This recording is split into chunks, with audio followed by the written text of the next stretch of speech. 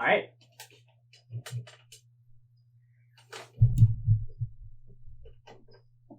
What?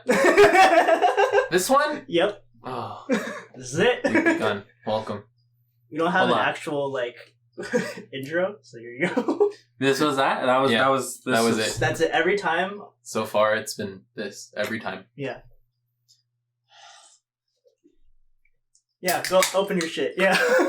Welcome everybody to Brown Conversation episode 8. This episode is going to be titled. What is it going to be titled? This is so scuffed right now. Building community with small businesses with one of our friends, Chew. Hi, Chew. Hola. Arigato gozaimasu. But yeah, do you want to introduce yourself, Chew, or you want us to introduce you? Let's do a combination of both. Okay, well, Chew.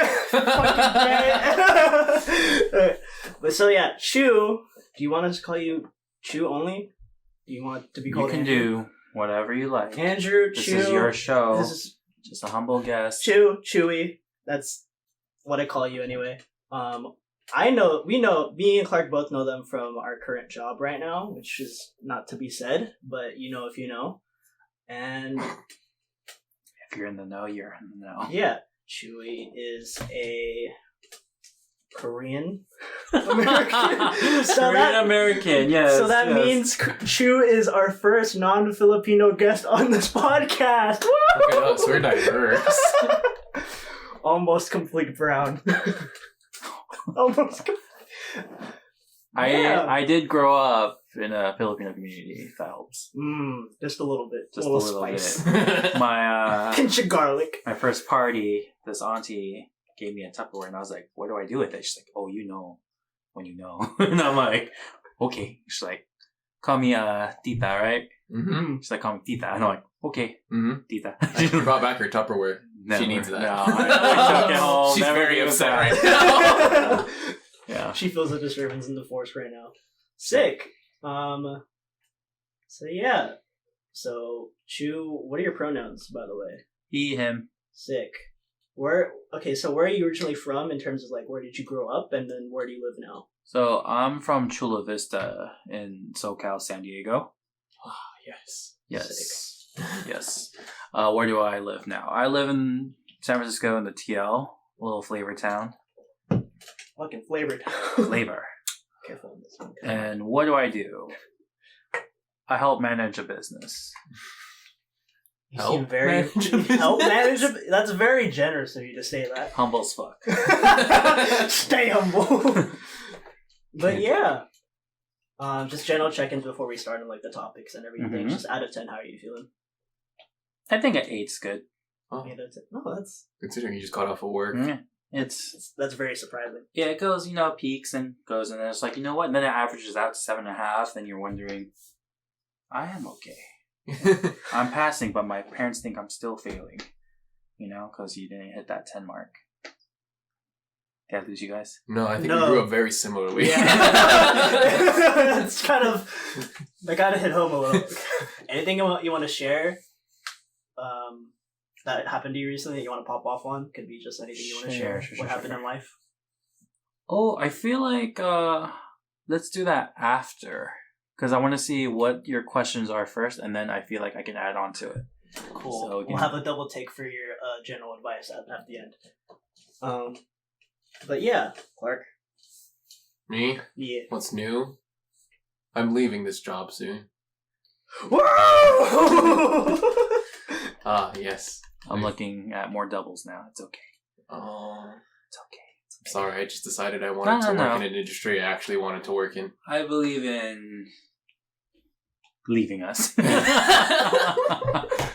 I totally believe that. I respect that. Same goes with other people leaving. No, it's great. It's great. Where we work is just a stepping stone. So I think that's a good decision. I would leave too. Yeah. I just know it's really good for the resume right now. So that's what it is. That's where True, life true. is telling me, and all my other mentors are telling me. Well, exact words was, don't be a little bitch. I was like, okay. Oh god. Okay. Yes, chef. Yeah, pretty much. Anything you want to pop on, Clark? Besides that? No, honestly, I'm counting my days. I love that for you. Counting them till freedom. Marking it on a wall with a rusty spoon. Rusty spoon. All right. Mm-hmm. Specifically a spoon, because they won't give me sharp objects. I'm feeling low 7 out of 10. I didn't work out this week, and it kind of bad. Feel bad, but I'm okay right now. I'm being more creative and kind of editing right now more, so that's actually helping me out. Yeah, and I'm not beating myself up as I did last week or some shit. Yeah. So with community highlights happening, data recording is going to be June 10th. Anything that's happening around your community or anything globally that you want to shed a light on before we continue on this topic? I was approached the other day. That was my other interview I was talking about my thoughts on shared parklets, and there is a hearing going on about whether to keep them for restaurants or whether to take them out. And so that was from Mission Local, and it was a very interesting topic because she's like, "Oh, what are your thoughts on this?" I'm like, "My thoughts are the restaurant industry has never been bailed out of like the real estate or airlines. So if the restaurants are asking for a fucking parklet. Can I say that? Fuck. Yeah. Yeah. Fuck. Okay. Yeah. Clearly you didn't listen to it. For a parklet to recover lost revenue for 15 months now because of COVID. Right. I think we should give it to those restaurants. And I was thinking about it. I lost a lot of restaurants. My favorite restaurants, R.I.P. Coxcomb. There's much more, but there's a list. They're never coming back. So if we can give revenue back through shared parklets, I think it's a great idea. SF is known for a food scene community. If we're killing restaurants, we're no longer a food scene community. People are leaving. And then also SF, I'm from San Diego, like I mentioned before. Coming to SF is like the city of change, and we're good at adapting. Look at how crazy we were with COVID and vaccination and people understanding this is what needs to be done. And if you want to save restaurants, if you want to eat better, eat good, well, you're going to have to give back to local businesses like Lolo. They have to fight for all that shit, right? Yeah, I think we can do it. I think, SF's not known for parking, right? So what's a little bit less than that? It doesn't matter. We already can't park on the street. We might as well give it to the restaurants. Yeah. Let the workers, and then it ties into, the workers. Right. Where are they? How are they doing? And it goes all the way full circle. That's right, yeah. So that was it was a good talk. Nice. You have anything? In case anybody isn't aware, Asian violence is still a thing. And it's not like it's a race thing, but it's not a race thing. I don't want people to think it's like, oh, it's just white people attacking Asian people, or it's just black people attacking Asian people. It's everybody's attacking Asian people. Everybody's attacking each other right now. For God knows what reason, just because people choose to stay uninformed and make decisions based on their prejudice instead of educating themselves. There's so many, I can't keep track of how many headlines in San Francisco alone of just Asian people getting wrecked on the side of their streets for no reason. But I don't know who's outside. That's my neighbors. You're gonna have to close that for now. It's gonna get hot here, y'all. Just getting sweaty. I don't know. What was it? Recently, there was an Asian man and his family were just attacked in his own garage, and it was at least according to his account, this is something that's been it was basically premeditated. They kept coming up and down his block, eyeing him as he open and closes his garage, checking basically his schedule, right? Finding a good time. Premeditated. Yeah, shit. Going and do whatever the fuck they want. Still don't understand why people think this is okay. To any degree. I will never condone violence. So I don't know, that's just where I'm at. It just feels weird. Not feeling safe in my own neighborhoods. you know. That's that. That should speak for itself. Yeah. You know, it was like that's the point it's gotten to. Even the place of privilege that I'm in, and as nice of a neighborhood I live in, I still don't feel safe walking outside or showing that I'm Asian in any capacity. Right. Yeah. You know, it just makes me feel uncomfortable. That's why I like stopped taking the bus to work and everything, and now it's just kind of like affecting my wallet now because Ubers and Lyfts are so expensive now. Mm. But I don't feel safe taking public transportation to get to work and shit. So that was just, ooh. Right. This is why Chew rides a bike. Mm-hmm. I need to get more tattoos. Anyways, Chris? I guess for me, I wanted to highlight what happened, I think, when was this? About like 6 days ago, where there was a protest to kind of like block a Israeli cargo ship at the port of Oakland. This was like a Zim cargo ship at the port of Oakland where it's like Israeli owned cargo. It's just kind of like more money like that like the businesses in like some Oakland are in the Bay who are profiting from like the apartheid in Israel and Palestine and everything, specifically on the sides of the Israelis. So like for the community around the Bay to kind of show up and kind of like block that kind of like docking of that boat to come through was really just a victory for the community and all that. And I think it's still ongoing in terms of kind of like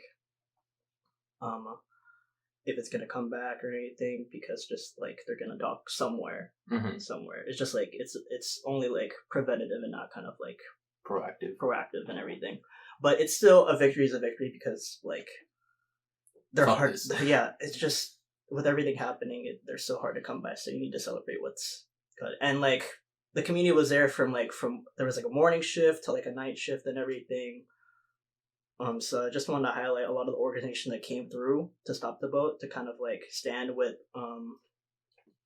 Gaza so they could have like no like Zim, which is like the company cargo ship in like Oakland.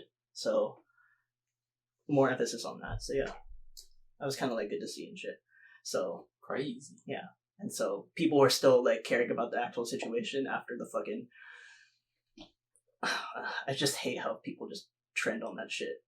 Like it's still happening. Didn't stop happening. We just Yeah. rotated our tragedy for the day in the headlines. Basically, there was even the mural. I don't know, like on the Valencia Street next to Work Chew. Oh yeah, I used to And- drive by. yeah. And now it's just gone, like overnight. Randomly, They just washed it off. They Yeah. just washed it off. Just like okay, and didn't even try to preserve it. It was just there for the march. But Mhm. you know, so something we always want to highlight. At least for me, I always want to highlight on the podcast and any chance I get. So yeah, that's with community highlights and shit. So now on to the actual topic at hand. Into the meat. So yes, so Chew, the Meat. reason why me and Clark wanted you to kind of be on the podcast, one, because you're a friend and you have interesting stories and shit, but also because you do a lot of like help in kind of building community with just like the business around SF, particularly like with like different restaurants and stuff. And it's just really cool how like you like have these stories and interact with different people and just make different friends along the business, and not just to like up your resume, just because you actually want to like see this community thrive, which is actually really like cool. So I wanted to ask, just like, how did you like kind of start interacting with other businesses? Real answer is drinking a lot. Hell yeah! Hell yeah! Yeah. Hey you. I met a lot of people at bars not knowing they were part of other restaurants, and you know, after a shot or two, buying back rounds, and you know, it's just like, oh, you know, I got work tomorrow morning. Like, oh, where do you work? And like, I work here. Like, where do you work? Oh, I own that. And I was like, Oh. that's crazy. You know? Oh wow! He's like, hey, if you ever need a job, come by. You know, that's. And then other than that, you know, working through mobile food, you meet a lot of vendors, and all the vendors. I mean, if you meet someone in your industry, you have very like-minded individuals of, you know, customers always suck, you know, and you know, Amen. you know, that fucker didn't tip, you know, like all that stuff. And like we have that same mentality of like we want to save we like food so much that we are willing to serve them to other people to share our experiences, our cultures, and X, Y, and Z. But yeah, drinking a lot, and when you drink, you share a drink with somebody or share a meal, you create connections. More, honestly, I think it's very more intimate than people realize, because you're at a table and you're sharing something with a stranger, and then you somehow become friends. So it's magic. Fucking magic, yeah. Well, kind of answered the next question. Yeah, this is the next question. What's it like being a foodie? And it's just... yeah, so foodie. You want to describe, at least to you, what it means to be a foodie? It was just well, it's weird because I see foodie as two different terms. Like foodie as a job, foodie as, just being a person that cares about food. I don't do it for the influencer aspect of, trying to do a paper post or do ads for other restaurants. I've actually declined restaurants asking me, hey, if you take a photo of this for free food, you have to write, you have to do 3 IG story posts, only write good reviews, X, Y, and Z. And I was like, no, what if I don't like it? It's like, oh, you don't say that. And I'm like, you have to say you like it. And I'm like, I'm okay. I actually told them to just give me discounts versus full-on paid meals, because I know there are cogs. I know it takes labor to make this food, and being a restaurant is very, very difficult in terms of your overhead, and food is expensive, labor is expensive, rent is expensive. Not a lot of margin for profit. No, and giving out free food is it's very scary, because what if you're giving out too much free food and you're wondering why period 1 is so low? Well, guess what? You've been spending money on advertisements when you should have. So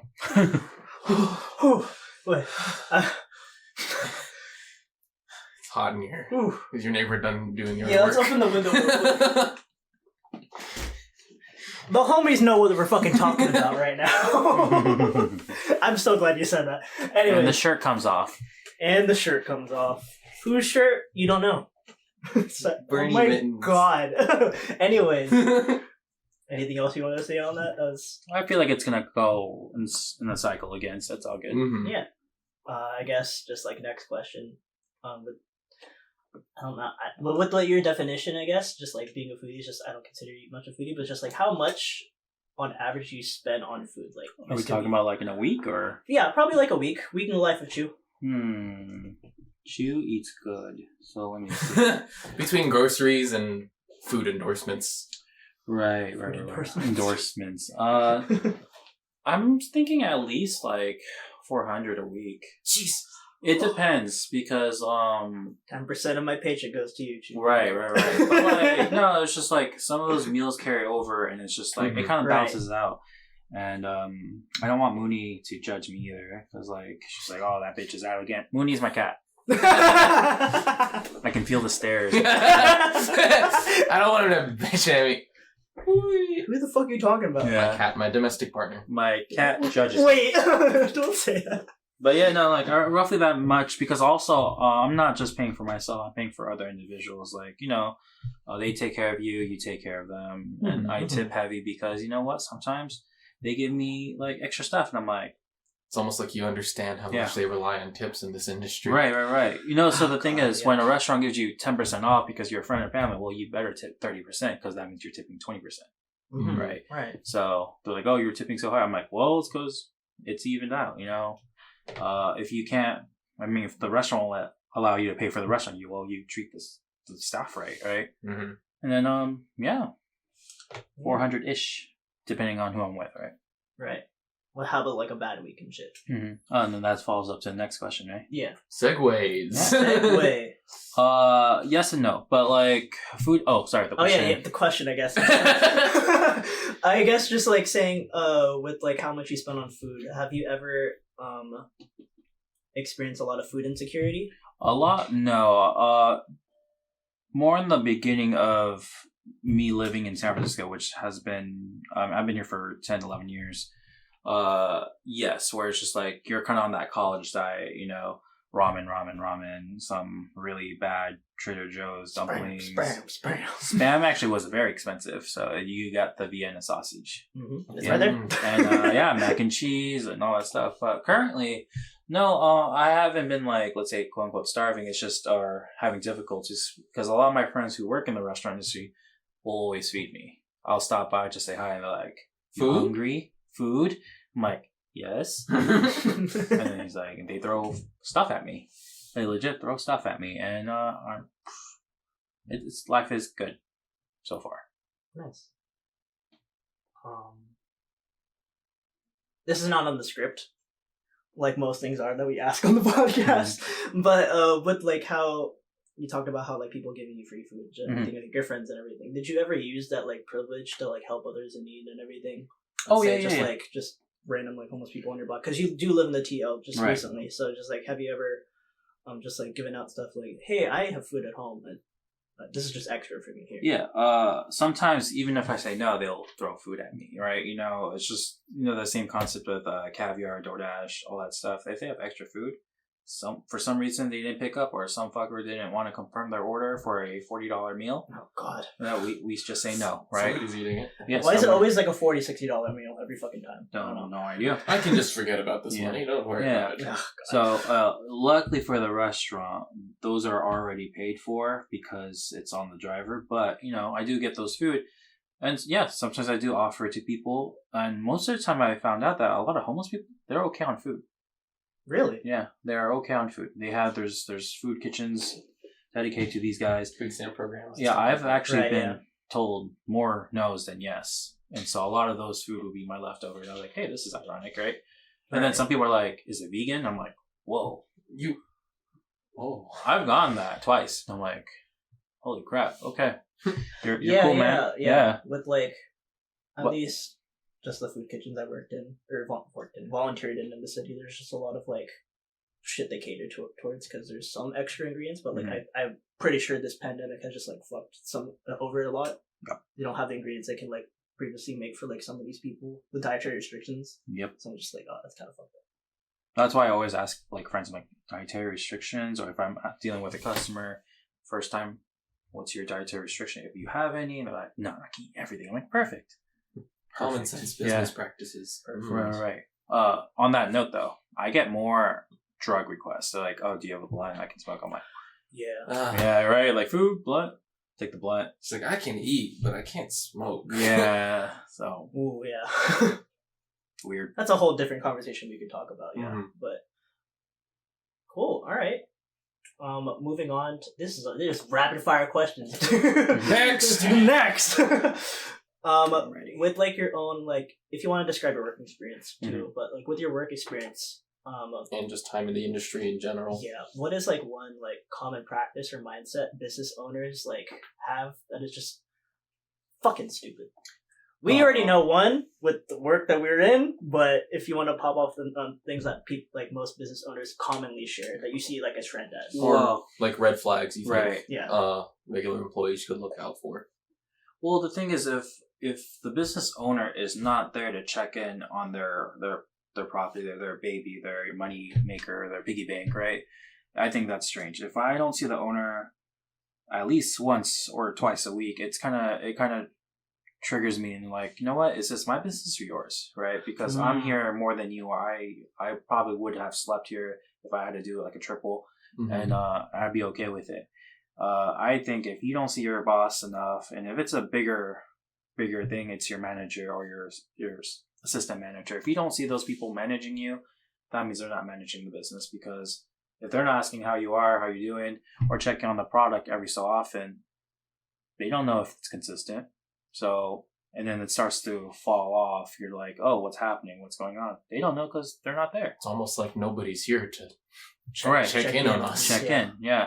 A simple "How are you doing?" will brighten up someone's day, and then they can express concerns. And a little thing I like to mention is in Korea, actually, there's this boss who owns a restaurant, and every month he'll take 1 day to work every single position he has.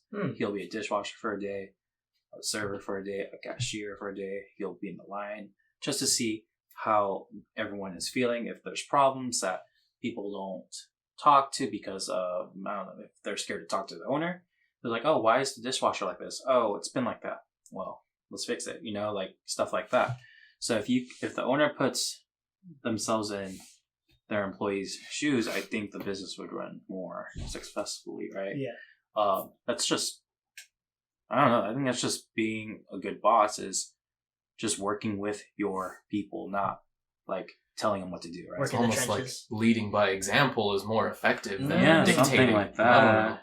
Yeah. I'm looking at you, Clark, because like when we worked at I'm having flashbacks. I'm Yeah. having war flashbacks. I'm like, every station. Mhm. Oh. oh Christ. want to say where we worked at? I don't know. Oh, anyways, Marugame Udon USA, limited holding company, Mhm. subsidized by Limited. the large LLC. What is it? Limited liability company. Sorry. Mhm. Yeah, the USA branch is just Toridol. yes, Toridol. There we go. I hated that. Same deal. And that was my biggest gripe with working there was the fact that I was putting in way more work than anybody that owned or poured money into this business. Mhm. And maybe that's my fault for not realizing I shouldn't have been doing as much work. But we were like 19, 20, like Yeah, and it's Rules like, and how do everything. we figure out? exactly. How do I organize your Mhm. workflow for you and tell you, look, this is how a supervisor / manager should run this restaurant. They should be involved with every station. They should know exactly how to work every single station in the restaurant. So if something hits the fan, you know how to troubleshoot it. You know how to fill people in. You know how to move your team around. You know how to adapt, right? You know how to keep your business afloat. You know how to fucking manage, right? Yo, yeah. Okay. Let me just have a bunch of corporate clowns come in and say, we need to do it this way, and this way, and I need you to get it done. Okay, do you want to know how I got it done? No, I just need you to get it done. Make it happen. Okay. Make it happen, okay. Also, I'm going to pay you a quarter of my salary. Bye. I'll go on a company dinner now. Mm-hmm. Don't worry, we'll treat you out sometimes. Sometimes. Sometimes. Oh, God. I mean, it's stuff. I mean, that's on a corporate franchisee level, but that kind of mentality does trickle down. I think, like Chewey was explaining, to small businesses, people Yeah, who are definitely. creating small businesses, and I understand that's part of like the American dream, right? You start a business and you try to make it grow bigger than what you wanted it, like than you are, so that maybe one day you can sell it off, let it go. But you need to put in the work exactly. to get to that point. Yeah. You know what I mean? Doesn't matter if you've been around 10, 15, 20 years. If you just start falling off before it starts to grow or while it's growing, you're just going to kill its progress, you know? You have to give it that foundation. You have to instill that mentality and like ideology into everybody to believe in what you're working with by being there and showing that you believe with what you're working with. Otherwise, people are just going to fizzle out and think that the work is not worth it anymore. Mhm. And it's like, well, I don't care how nice this like work culture's been or how much money they gave me or what it's been able to do for my life. If it's not allowing me to respect myself, I have no business being here. So I'm just gonna leave. I will take a pay cut. I will switch industries and start from the bottom if it means I have more self-respect for myself. And more control over my own life and shit. Yeah, and I'm not just being used as a pawn for your profit. You know what I mean?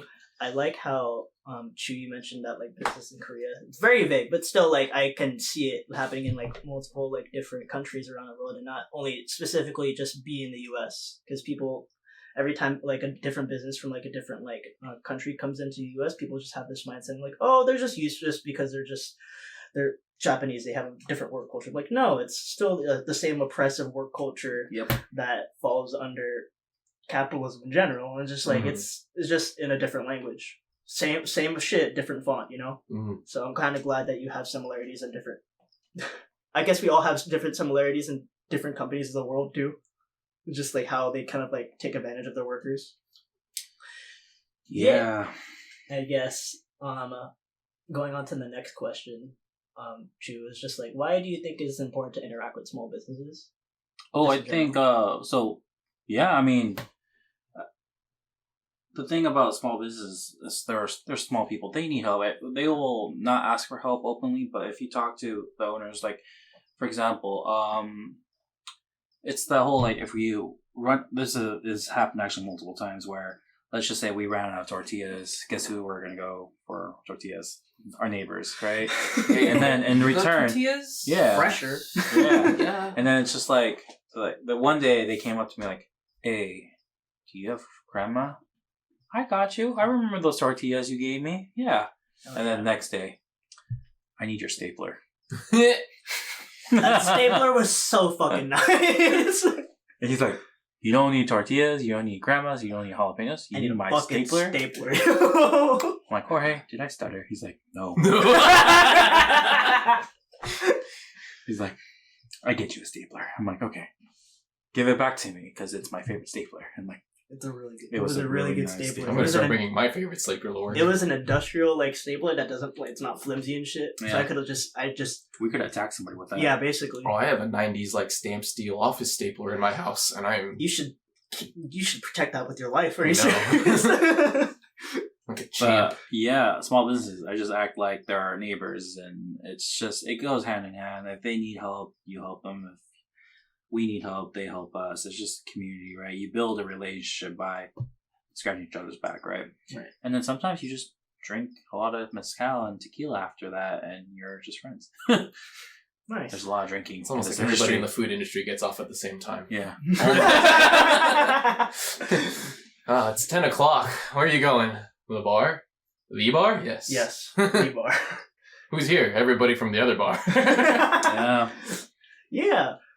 Kind of the same question because you kind of like answered it in the perspective of someone who works in a small business, but like, why do you think it's important to interact with them? Like, I guess as a customer or just as a person of the community, like interacting with small businesses. Doesn't have to be restaurants. Could be just like local liquor stores, just like any just mom and pop like general store too. Why is it important? Yeah, you got to show love to those people. They need help. Well, you want to know that whatever they're selling, it's good. Like they want affirmation, you know. Small businesses, like they're just needed. Like they're there for a reason to help us. Yeah, we do trade right currency with products, but you know, it's them building their own dream, right? And then it's just us getting whatever product they're selling. So tying to that, like Sakaya Sake, love those guys. You know, I found out that the reason why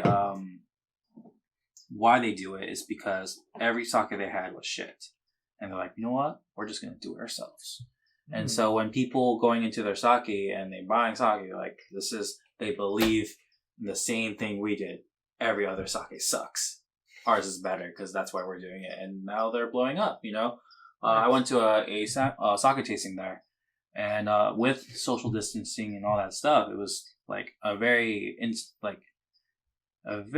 nice 12-seater, and I've actually met those people who are kind of like other Cheweys, but not Cheweys. Other Cheweys. Right, you know? Like, they just have the same build, different, even all Korean. Yeah, it's like they're doing the same thing I'm doing. They're sharing, they're like, as much as like Janelle, as much as I love Janelle and I love context sharing her, it's just she's a chiropractor, by the way. Shout out to Janelle. Yeah, shout out to Janelle. As much as I love sharing them. Yeah. Yeah, like now I'm backlogged for like 2 months because I've been giving her number out to other people, and I think you should see Janelle. Yeah. Oh my god, you hear these cracks? This? Yeah. You hear these... I don't think you're cracking it like... Oh my Jesus. I'm gonna give you her number. I think I already gave you her. Yeah, well, you know, that's the thing. Like, you share something you love, even though, like, I can't get to see her as much. It's just like, you know what? This is... Sharing a good service. Sharing a good service. And also, we're funding her, you know... Her business. Her business, yeah. Like, she's such a good person that it's just... I want to see her succeed. I want to get cracked by her, and you know, it's good, it's great. A chiropractor is so nice. But yeah, I mean, we're feeling someone's dream, I think. Right. To end that. Cool. kind of like going off to like services and everything, there's different sizes. When people like emphasis on small businesses and everything, people don't really see like how there's small businesses and large corporations are similar. So like besides the size of a company, what do you think are like the major like differences between like a large corporation and like a small business? Because they can just operate like honestly the same. There's a lot of moving parts for a large corporation. That's why there's things that should happen, but it gets loosely translated or miscommunication happens. And for a small business, let's say like I'm an owner and I have 3 other employees, right? Like I'm directly involved with every single thing. We might have a CEO who owns, it's a multi-million-dollar company, but will he ever be at a cash register? Like, will he ever interact with, like, will he know people's names? Like, knowing people's names is, well, I think it's amazing if an owner knows every single worker he has, right? It's like, oh, how are the kids? How's your dog? Blah, blah, blah. I think large corporations lose that family-ish thing where, like, they have to somehow build a community based on, like, what's it called? It was like WeWork, or like they hire a consultant to be like, how can we all be friends? Oh God. Let's talk about our feelings. Why do we hate Bob?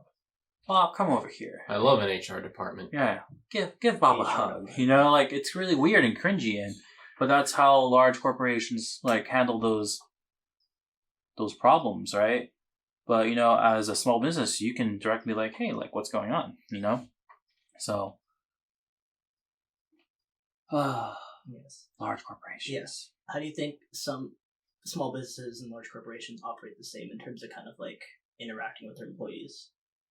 You can use our work, for example, but just don't say the name of our work, but just, how like there's some like negatives seen in large corporations, but the same small business owners do the same bullshit too. Bad habits within an industry, basically. Yeah.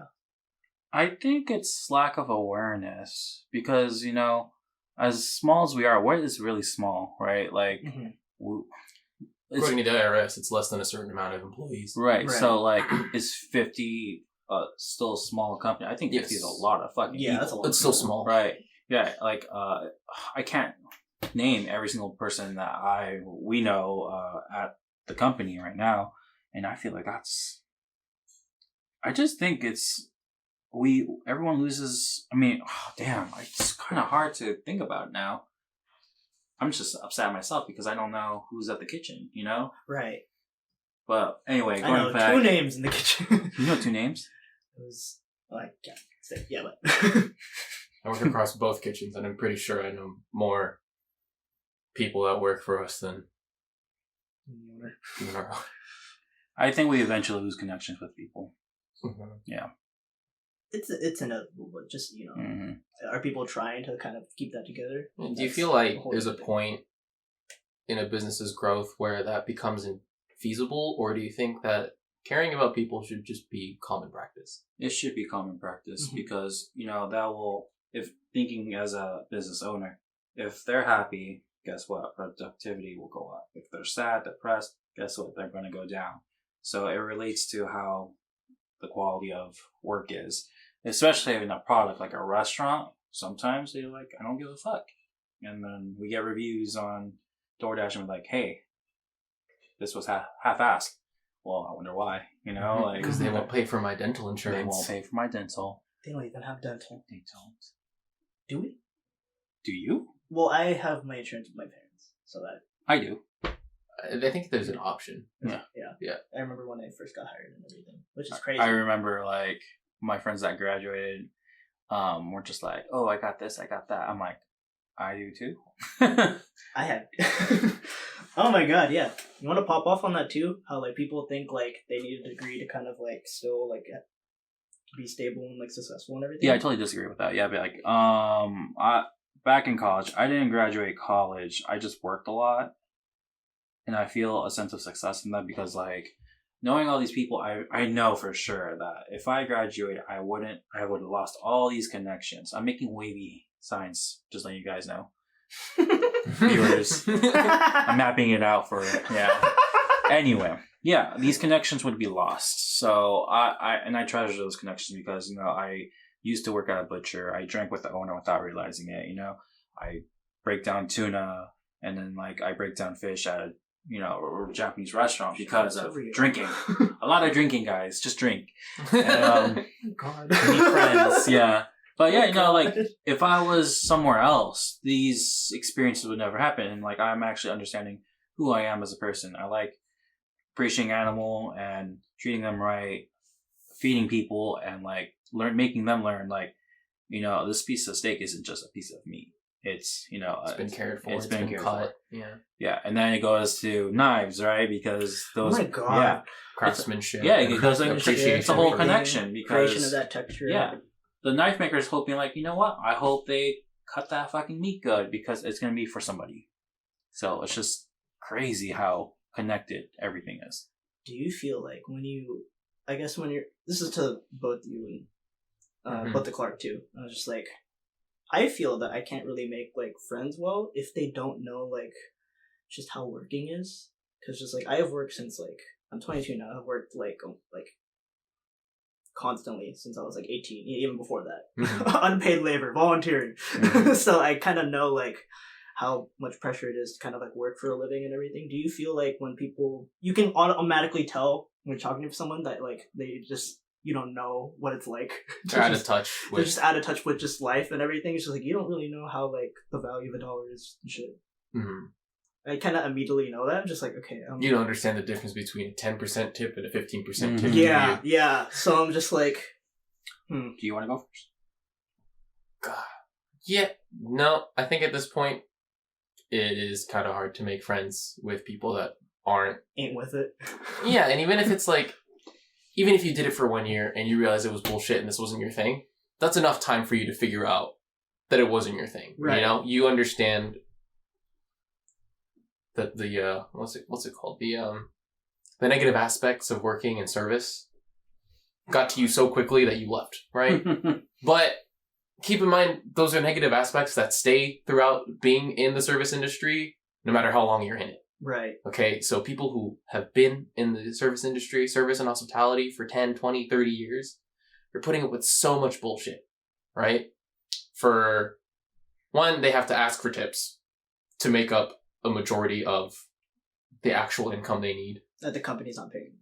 Yeah, I mean, there was this whole thing. There's that restaurant downtown that wanted to take away tips, in placement for starts with a Z. Zuni's Cafe. Zuni's, that's what it was. Yeah. Zuni's Cafe. Branch out to this too. Yeah, I read the whole thing. Yeah, and I was and then it's from the perspective of somebody who works in the industry, it's oh yeah, I wouldn't be happy with that. Because then it's okay, we'll take your tips out, but we'll replace it with a certain percentage of a raise, right? And it's you have no idea how much of those tips actually goes towards the income I use. Huh? Right. Do you? Oh, 10%. It's no, I work my ass off to provide the best service because that's what gets me an extra $400 or $500 in tips at the end of my paycheck. Mm-hmm. Are you going to fill in that money? No, you're going to give me an extra $200. Right. And tell me that that's good enough. Pat on the back. Yeah. $200 a year? Come on, are you serious? Reality, I've been putting in the work to give myself a $25 to $30 an hour income off of my own service, not what you're paying me. You pay me the first $20 maybe, but that extra $10 an hour, that's me. And if you're not going to replace that, that's not where I want to be. I don't stress my coworkers enough. I stress the customers to tip me. Mm-hmm. Wait, back to, I don't want to put a trauma onto my coworker. Anyway, that's the whole... Ooh, wait, oh my gosh, that... Chew! Alright, so I started working when I was 9. Yes. Yeah. Yes. That's very Korean, but... Sorry. Oh, yeah, fine. But to answer your question, I have actually been really blessed of magneting people with... They're just good people. My mom, she said I was just you have a good sense of judgment, and the people you bring in your life benefit you and themselves, and it's great. So I've met richer people that have never really worked a job, and they just be humble as fuck. So I remember Her name's Kaya. She lives in San Diego and Torrey Pines, and she has I believe it was a 12-room mansion with indoor theater and side pool and, 10 car Your neighborhood has pines or hill in it. Yeah. You probably live in a nice Yeah. neighborhood. Yeah, but she was the nicest bitch I know. Like, she was so nice. She treated people with respect. She tipped 20-25%. She was very, very, like, she never flaunts her money. She never did anything like that. But yeah, like, it was just like, maybe it's just specific to her energy also gravitated towards her other friends. They were also very similar, like-minded people. And I was just like, it's not always the case of if you never worked your job, you don't appreciate it. She was like, no, she would say please and thank you every single time. And, Take the village. yeah, I mean, like crazy. She had good parents. Yeah, I mean, they didn't treat me any differently because I was Asian. They're just like, oh, new friend. I'm like, yeah, from San Francisco College. Nice. It's like, oh yeah, sleep over, blah, blah, blah. We have a room for you. And you, and you, and you. I'm like, Jesus Christ. Oh, And then breakfast is at 8, blah, blah, am I blah. about to be eaten? We're making these. Right, we're making these. Now, yes. I wouldn't say for me, I don't think it's that hard personally to make friends. It's just a simple question and a good answer, and I think we can, and a strong mezcal drink. I'm an alcoholic. I didn't say it. You said it. I'm Yeah. glad that you. Yeah, that's fine. That's Alright, also Chew. that's also what alcoholics say. Right, Chew. Won't give. Hey, buddy. What you having today, buddy? Oh god, can I get a pork rice with an egg? Yeah. Okay, I guess that's a good way to kind of like segue into what our last question is. Just like we just talked about it earlier, but Chew, do you know what capitalism is? Private businesses profiting and trying to support the economy through their investments and profits, something like that. Yeah. I mean, that's a short-term answer, right? It's like shorthanded. shorthanded. answer. Yeah, so it's just like the state wants people with good intentions, good heart to fuel the economy by trickling down money and good intentions, right? There are times, but I thought you were like, Okay. This is all you. no, there are times where, so I believe the CEO of 5 Hour Energy, he actually donated 99% of his income, which was billions of dollars, and he still had millions of dollars left over from that 1%. He funded a project. I think his goal was energy, exercise, water, and I think those are the main 3, but I forgot what the studio was called. But it was basically, he got a whole bunch of engineers, and the prompt was, how can we change the world for the better? Your budget? There is no budget. I'm going to 99% Right. of my income is here. Right. So what he did was he converted seawater into fresh water. He had a cycle that powered a house for, I believe it was 7 hours for 1 hour of exercise, which is really good. Mm-hmm. And then he also created these filter tubes for third world countries. So that's one of the very few CEOs I know that wanted. This is what their goal is, right? Yeah. Mhm. Have people like him be innovative, how to change the world for the better. And then there's the other guy. What's his name? I was just looking him up. Send this to me later, brother. Yeah. Yes. What's Dan Price? Yeah. So what he did was he reduced his salary and he started funding it back into his employees, right? And so everyone got like a 10K bump raise. His business went off the charts in productivity. People are getting married. People are having kids. People are happy. And guess what? His company is just booming. And so if you look at Dan Price on Twitter, you've probably seen him. I think I've without seen. realizing, I've seen just him trending just on my feed. the and shit he everything. says is just look him Yeah, up. I'm pretty sure I like some of his tweets because Yeah. it's like interesting. Huh? Okay. So cool. if we had I don't more read. people, if we had more people like these individuals, right, this whole capitalism thing probably would work. Yeah, that's the problem. Is just having that like trust with Yeah. like, individuals. What to, is like, trust? have that. You know, like Yeah. that's crazy with money too. Like that's the thing. Like, and then So, sad reality is Yeah. that doesn't really happen it's just at all. It's very, very hard. to come what's by. it called? Noblesse oblige. Noblesse, right? It's like if you have the power to do something, you should do it, right? For the greater Mhm. good, right? If I was rich, like I wonder what I would do. Like I'd definitely be something about food, and making sure no one goes hungry, right? How many yeah. of my friends' unrecognized like Mhm. ideas and potentials can suddenly have the funding to do what they need? Right. It's like, well, my shit blew up. I don't know. I can't use this wealth to make sure your shit can blow up too. Exactly. Yeah. I feel Because like if I know my shit's gonna like keep bringing in money, I may as well start using this money for something else. right.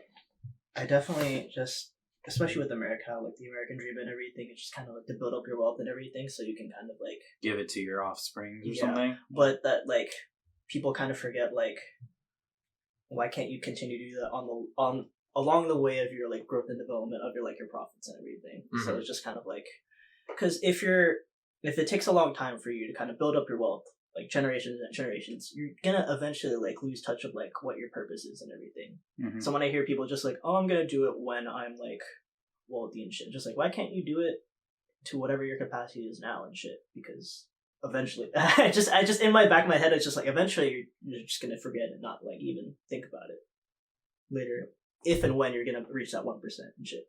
So it's kind of like, yeah, yeah.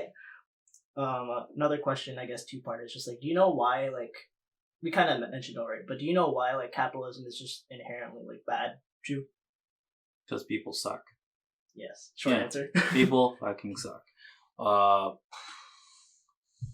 They just want to better themselves. I don't want to say greedy, but that's the word. Mhm. I do Yeah. believe that if people gave a little bit more and built that sense of trust, like I get it, it's self preservation, right? And they just want to secure for themselves that they are okay. But that is by definition, that's their own. Like, how good is okay? Having $10 million in the bank or having 1,000, right? It's different. So there's those multi-billionaires that are like, you know what? I'm still not okay. I need to keep building wealth, and so that's why the rich gets richer, because they're not really supplying the economy as they should, and it goes full circle again. It's just evil energy feeds that, and they're like, no, keep on doing it, because they're all like-minded individuals, right? Mm-hmm. And it just happens to be the lower class people are like, oh, we should be giving out more because we can help each other. It's all about helping. Because they know what it feels like to be Yeah. at the bottom and shit. Mm-hmm. Cool. God.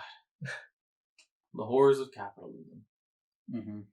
Yeah, I guess with that was like the end of our questions. Though. Anything else you want to ask June and shit, Cord? I don't know. June. Chew. I heard June. We go check.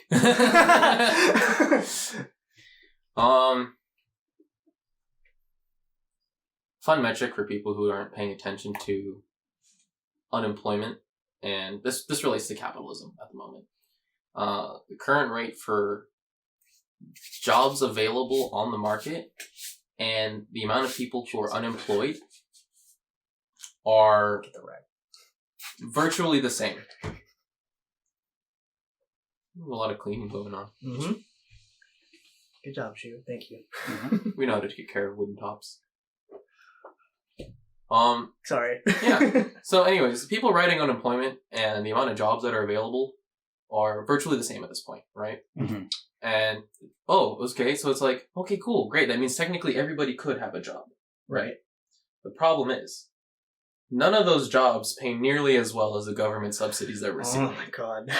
And now people want to blame, if people aren't working hard enough, blah, blah, blah, this and that. No, it's almost as if this system doesn't supply people with a livable wage or something like that. Mm-hmm.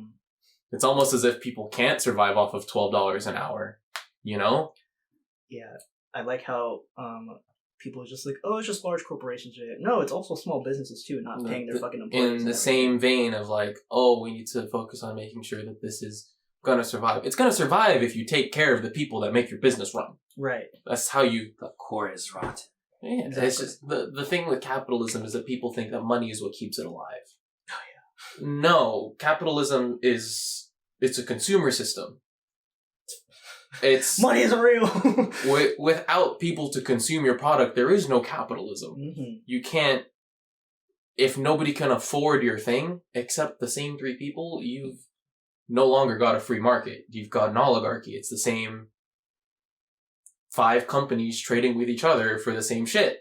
Yep. We're going back to fucking industrial era levels of control in these sectors. You know what I mean? It's not the Rockefellers anymore. It's Disney. It's not fucking Disney. You know, Fucking Disney. it's Bezos. It's Musk. It's you a know, it's polymonopoly or some shit. Yeah, I don't know what that.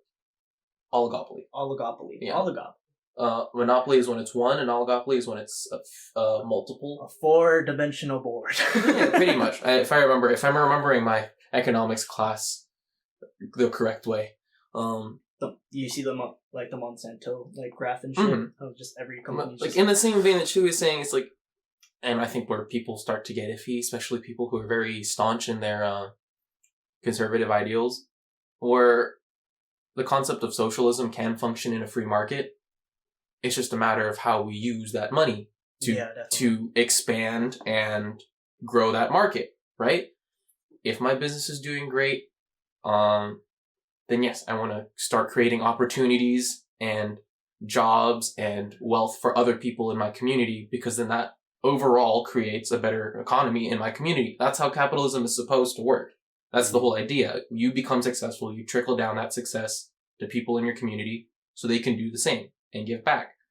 We're not saying you have to work the same job as everybody else and make the same amount of money. No, we're saying meanwhile, freaking create the opportunity for people to have that money as well, not keep it for yourself. Meanwhile, rent is going up and everything. My wage is staying the same. Mm-hmm. You know what's funny? A good thought is, GoFundMe.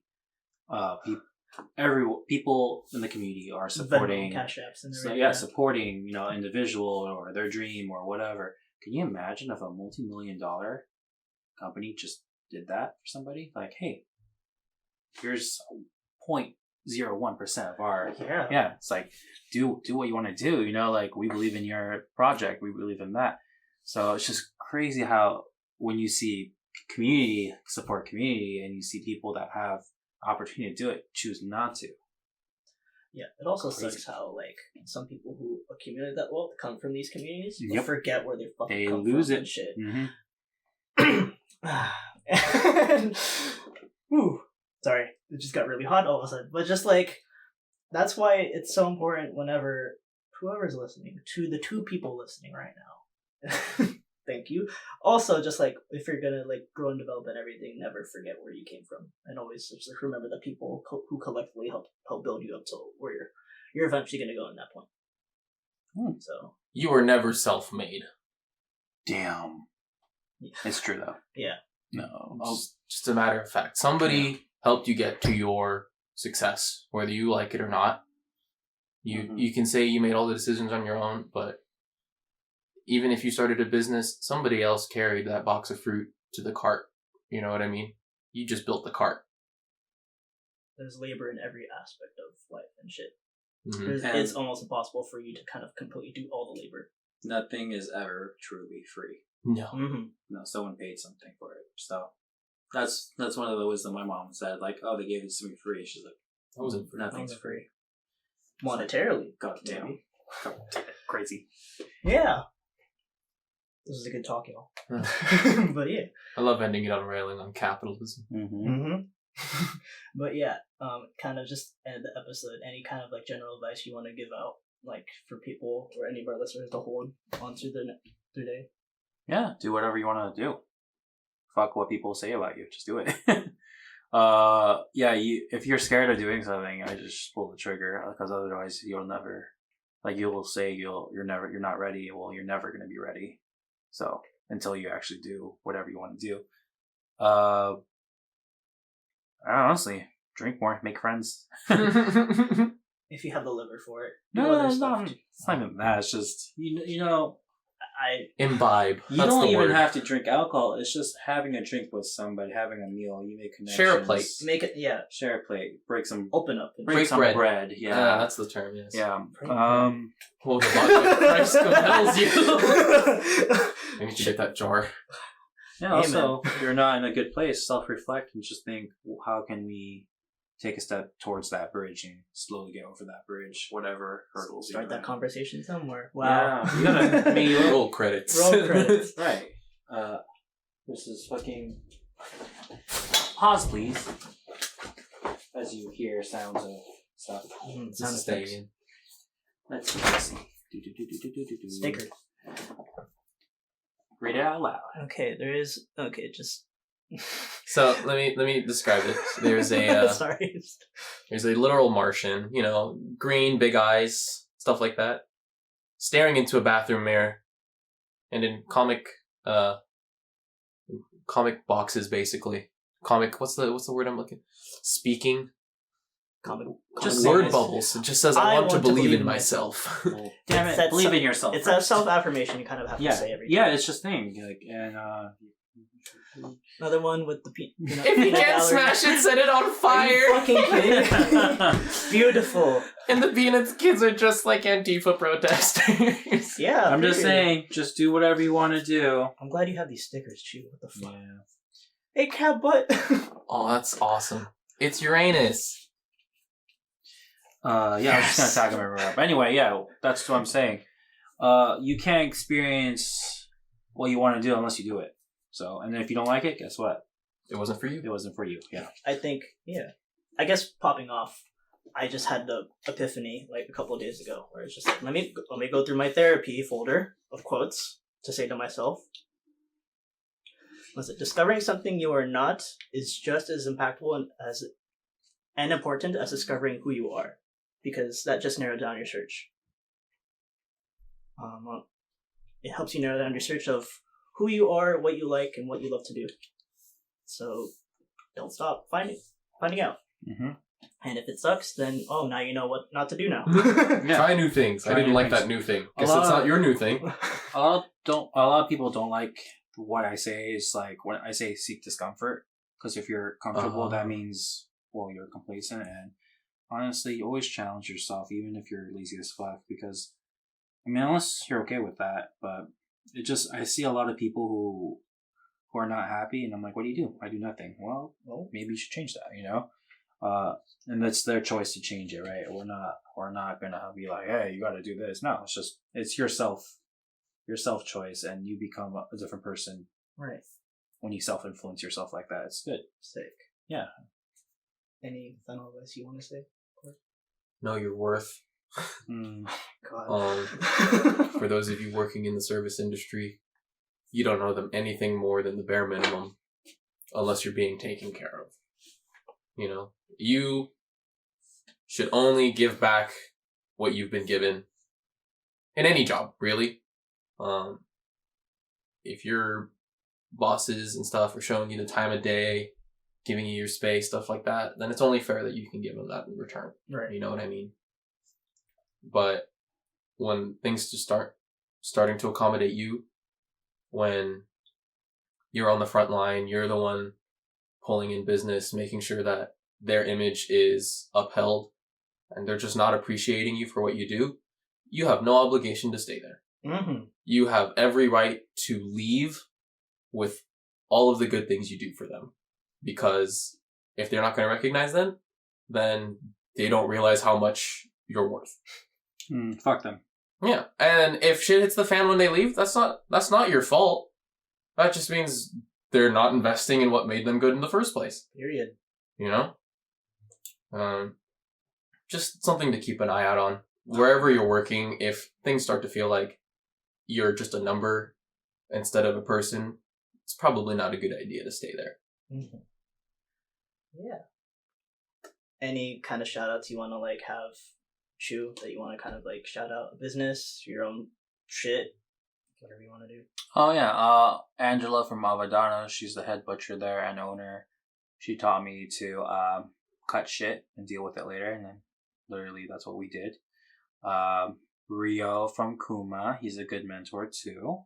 A lot of them gave me some advice on where to go in life and through their experiences. They're good people. Their product is really good. You should definitely support local butchers rather than Costco or Safeway. The quality of meat is what you pay for. The people behind the knife, very talented people. Unless you had me for that one first week of me training. I'm sorry. I'm sorry for skirt steak is a little bit more loin than you like. Yeah. Go to Barley SF and on Post and Polk right next to Kuma. They're good people. They've been in business for 2 years.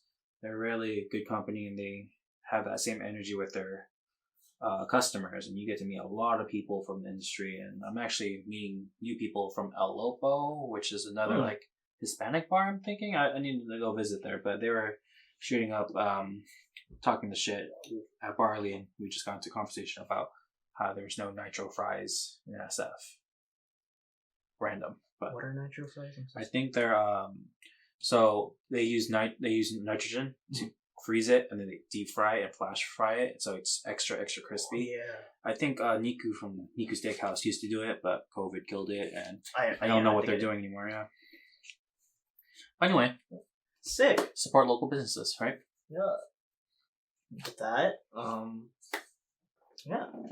Thanks for joining us. Thanks for joining us for episode 8. We have 2 more episodes till the end of season 1. Surprise, we have seasons. Shout out to the 2 people that listened to us, and also me in the future who's editing this. Shout out to you. You're doing great, Chris. Anyways, I'm Fluid, aka Chris. I'm Clark Datu. Chewey's Chewey And you've been listening to A Brown Conversation. with a Korean. Wow!